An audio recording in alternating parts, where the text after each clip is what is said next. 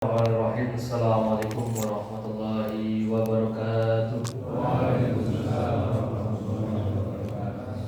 Alhamdulillahilladzi kana bi'ibadihi khabiran basyira. Tabarakalladzi ja'ala fis samai buruja wa ja'ala fiha sirajan wa qamaran munira. Asyhadu an la ilaha illallah wa asyhadu anna Muhammadan abduhu wa rasuluh. الذي بعثنا بالحق بشيرا ونذيرا وداعيا إلى الحق بإذنه وسراجا منيرا. اللهم صل على سيدنا محمد وعلى آله وصحبه وسلم تسليما منيرا تسليما كثيرا. أما بعد. Jamaah salat subuh rahimakumullah. Alhamdulillahirabbil alamin. Kita panjatkan puji syukur kehadirat Allah Subhanahu wa taala karena di pagi hari ini kita diberikan nikmat. Salah satu nikmatnya adalah nikmat iman yang luar biasa. Sehingga di tengah suasana yang dingin, suasana kantuk yang berat, kita paksakan diri kita pacu diri kita untuk datang ke masjid guna menunaikan panggilan Allah, yaitu sholat subuh berjamaah. Yang selanjutnya salawat dan salam semoga tetap tercurahkan kepada junjungan kita Nabiullah Muhammad sallallahu alaihi wasallam. Semoga kelak kita akan mendapatkan syafaat dari beliau di yaumil akhir. Amin Allahumma. Jamaah salat subuh rahimakumullah. Ramadan tahun ini 1447 Hijriah yang sudah berlangsung selama 3 hari dan akan menginjakan hari ini adalah hari keempat. Bagi yang memulai hari Kamis, bagi yang mulai hari Rabu, berarti ini hari kelima. Kita panjatkan puji syukur kehadirat Allah karena kenapa Ramadan kita diberi kesempatan untuk berjumpa lagi di Ramadan tahun ini. Ramadan sejatinya adalah suatu pendidikan, yaitu mendidik kita untuk menjadi jiwa-jiwa yang tangguh, sehingga kelak kita mendapatkan gelar-gelar, yaitu orang-orang yang bertakwa. Mendidik siapa? Mendidik diri kita sendiri. Selain itu, kita juga harus tahu bahwa selain mendidik diri kita juga ada kewajiban, yaitu mendidik keluarga-keluarga kita. Ku anfusakum wa ahlikum. Kita diajarkan untuk menjaga keluarga kita dari api neraka. Ramadan itulah pembentuknya. Sehingga dalam kesempatan yang mulia ini izinkanlah saya untuk berbagi sedikit yang saya ketahui, yaitu pendidikan apa sih untuk keluarga kita, terutama amanah yang telah diberikan kepada kita, yaitu apa? Anak. Sesuai dengan hadis Nabi yang berbunyi an Abi Hurairah anna Rasulullah sallallahu alaihi wasallam qala kullu maulidin yuladu 'alal fitrah fa abawahu yuhawizanihi wa yunasiranihi kama tunataju bil ibilu min bahimatil jam'a hal tuhissu min jad'a. Qalu ya Rasulullah afa ara'aita man yamutu wa huwa shaghir. Qala Allahu a'lamu bima kanu amilin.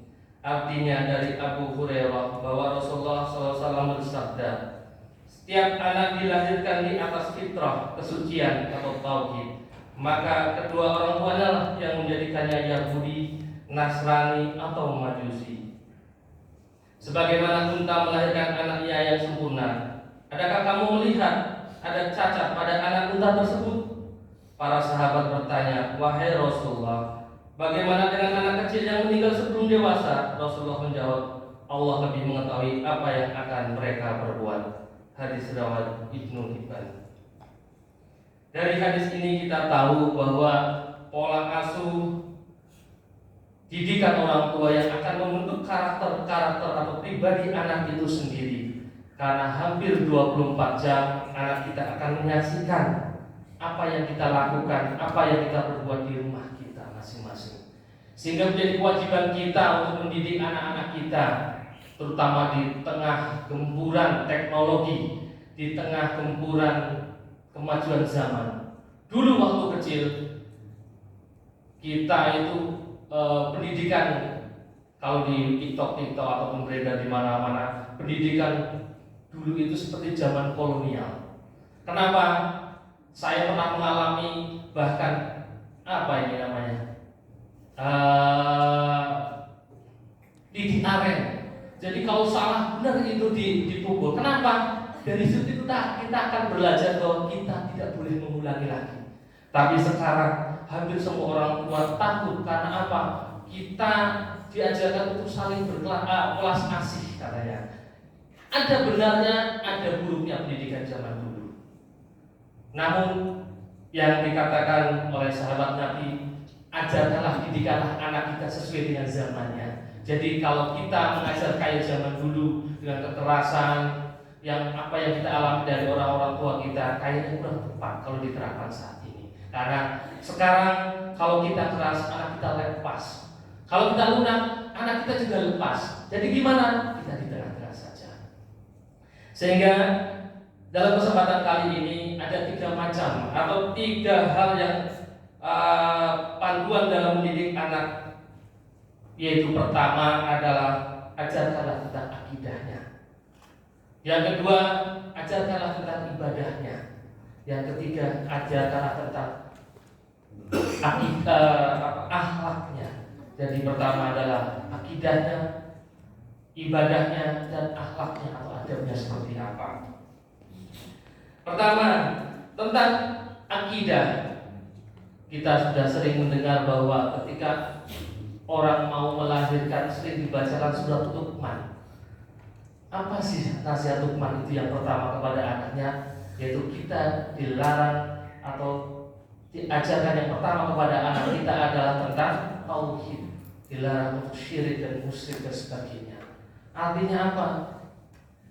Al-Quran sudah memberikan panduan kepada kita bahwa didiklah anak kita tentang akidah yang benar, akidah yang lurus. Maksudnya akidah, tahu siapa penciptanya, tahu di mana dia akan kembali, tahu harus apa hidup ini.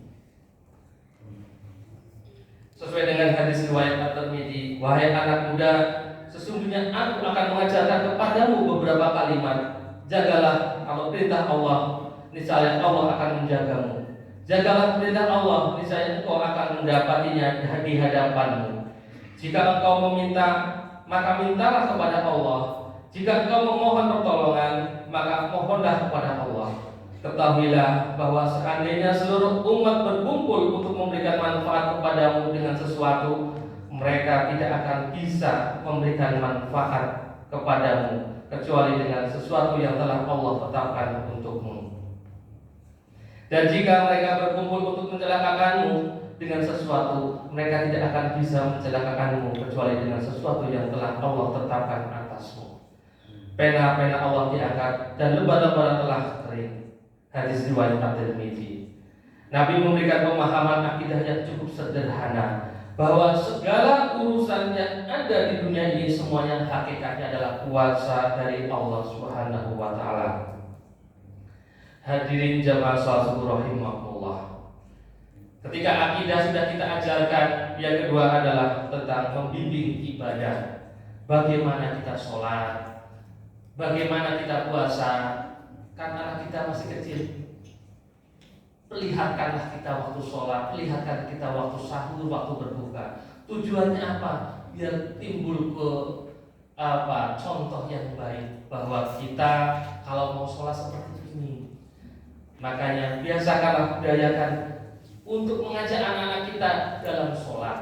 Dalam sholat itu tidak harus di masjid, bisa di rumah, misalkan sama mamahnya, sama ibunya. Kemudian kita ajarkan ini di bulan puasa. Baik sekali kita ajarkan tentang puasa. Bukan untuk berpuasa, tapi latihan untuk berpuasa. Ini loh sahur itu seperti ini. Menahan diri. Menahan diri itu tidak harus kita mulai dari tadi kita subuh jam 4 lebih 16 menit. Kita subuh nanti sampai berbuka sampai jam berapa? Jam 6 lebih 4 menit.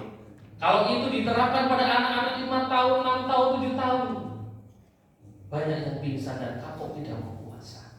Kita ajarkan, kalau kamu bisa, kita puasa sahur dulu jam berapa? Jam 7 misalkan, berbuka jam 9 atau jam 10. Kenapa? Hanya untuk membiasakan diri mengenal setidaknya ibadah kepada Allah. Ini salah satunya dengan berpuasa. Tapi disampaikan oleh dalam hadis riwayat Ahmad yang mengatakan bahwa perintahkanlah anak-anak kalian untuk melaksanakan sholat. Jadi pertama yang kita ajarkan sholat. Itu hadis riwayat Imam Ahmad yang berkata, artinya perintahkanlah anak-anak kalian untuk melaksanakan sholat ketika mereka berusia 7 tahun. Dan pukullah mereka jika meninggalkan sholat ketika mereka berusia 10 tahun. Serta pisahkanlah tempat tidur mereka antara laki-laki dan perempuan. Jika salah seorang dari kalian menikahkan budaknya atau pekerjaannya, maka janganlah ia melihat bagian auratnya. Sesungguhnya bagian aurat itu adalah apa yang ada di bawah pusar hingga lututnya. Dari hadis Imam Ahmad ini kita diajarkan bahwa ada kewajiban yang melekat, yaitu kapan kita ajarkan sholat itu perintahkanlah. Kalau mau yang namanya perintah itu berarti dia harus melaksanakan. Usia berapa? 7 tahun. Kemudian berapa? Ada toleransi namanya. Ketika kebijakan diterapkan berarti ada suatu konsekuensinya. Ada perintah berarti ada hukuman jika melanggarnya. Kapan ketika mereka tidak mau sholat? Pukullah ketika usia 10 tahun. Jelas apa ajaran yang disampaikan oleh Nabi kita Muhammad SAW. Kemudian pisahkanlah tempat tidur mereka. Ketika anaknya laki-laki dan perempuan itu dipisahkan, dia mempunyai privasi sendiri-sendiri. Jamaah sholat subuh rahimahullah. Ketika ibadah sudah kita ajarkan, yang terakhir adalah akhlaknya, menanamkan cara bersikap etika yang baik kepada orang tuanya, kepada sesamanya. Teringat suatu yang disampaikan sama salah satu Rusia Khalid bahwa anak-anak zaman sekarang, terutama gen sekarang, itu dia semangat membara, tetapi ketika ada kegagalan, putus asanya luar biasa. Itulah yang sering kami alami, kami hadapi. Anak-anak didik kita semangat luar biasa, namun ketika ada kegagalan sedikit, kekecewaannya juga lebih besar daripada semangatnya. Maka sesuai dengan yang saya sampaikan di depan, bahwa didikan anak-anak kita sesuai dengan zamannya, karena zaman ini adalah zaman kemajuan. Hampir semua anak dari yang paling kecil sampai yang sudah dewasa mengenal yang namanya HP. Bahkan kita tidak perlu mengajarinya nonton TV-nya, TV gimana, ngakses YouTube itu mereka bisa mengaksesnya. Pengalaman dari anak saya sendiri, ketika dikasih HP bisa membuka YouTube dan mencari apa yang diinginkannya. Apakah dia nanti enggak menggunakan voice, menggunakan suara, dipencet rekam, misalkan adalah bis telolet, mereka akan muncul di YouTube-nya. Jadi apa?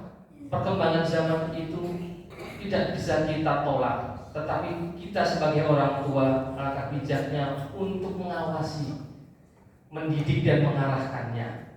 Jangan lepas tangan begitu saja. Ada kewajiban yang melekat, karena amanah diberikan Allah kepada kita. Berarti ada konsekuensi, ada akibat yang harus kita tanggung, ada hak dan kewajiban yang harus kita lakukan kepada anak-anak kita.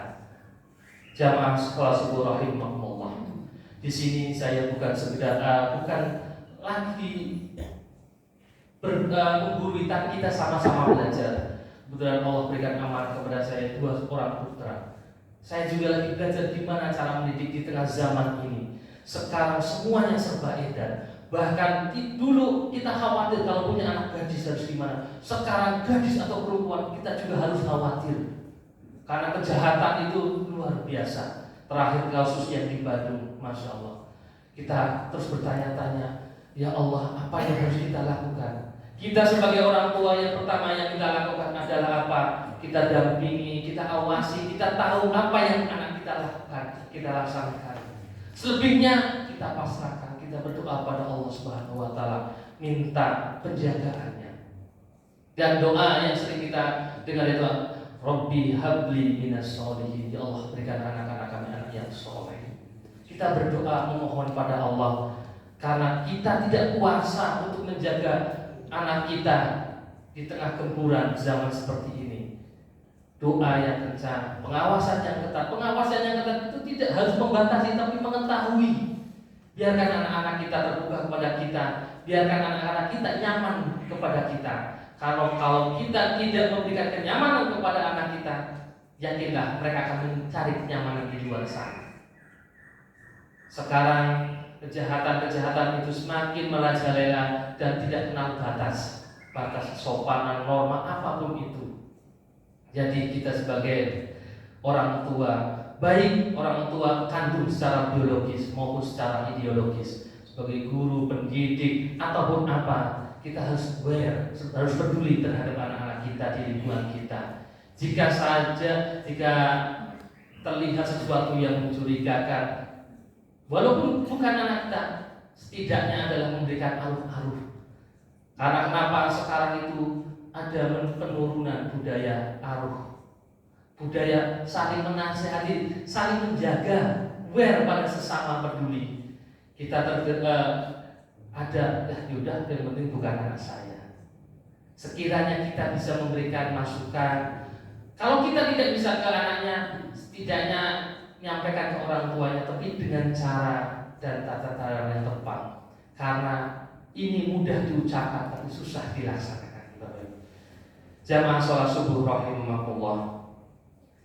Itu aja yang dapat saya sampaikan. Lebih kurangnya mohon maaf. Kebenaran semuanya datang dari Allah. Semoga kita di bulan puasa ini dapat mendidik kita dan keluarga kita untuk sama-sama menuju surganya Allah Subhanahu wa taala. Jadi keluarga yang sakinah, mawadah, warahmah, penuh keberkahan. Dan bagi yang belum berkeluarga, semoga segera disegerakan dengan keyakinan bahwa menikah itu adalah suatu sunnatullah, suatu ibadah yang harus kita laksanakan. Itu aja yang dapat saya sampaikan. Lebih kurangnya mohon maaf. Billahi taufiq wal hidayah. Wassalamualaikum warahmatullahi wabarakatuh.